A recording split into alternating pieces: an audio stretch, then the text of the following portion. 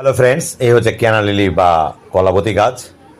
গাছগুলো সাধারণত ইন্দারা কুয়ো বা নলকূপের নালার পাশে যেখানে জল জমে থাকে সেখানে দেখতে পাওয়া যায়, তবে চাইলে আপনি ছাদ বাগানও করতে পারেন। কন্দ থেকে এই গাছগুলো হয়। গাছে বেশ ফুল হচ্ছে, সাধারণত বর্ষাকালে ফুল হয়। আর ফুল হয়ে গেলে গাছটা কেটে ফেলতে হবে, আমিও তাই করলাম। গাছ কেটে ফেললেই নতুন নতুন চারা বেরোবে। এই চারাগুলো প্রচুর জল পছন্দ করে, তাই জল শুকিয়ে যাওয়ার আগেই আপনাকে জল দিয়ে দিতে হবে। তবে জমা জল নাই, জমা জল হলে কিন্তু গাছের বৃদ্ধি ব্যাহত হবে এবং ফুল কম পাবেন। তাই মাঝে মাঝে সাপ অথবা ট্রাইকোডার্মা ভিরিডি দ্রবণ তৈরি করে গাছের গোড়ায় ফেলে দেবেন।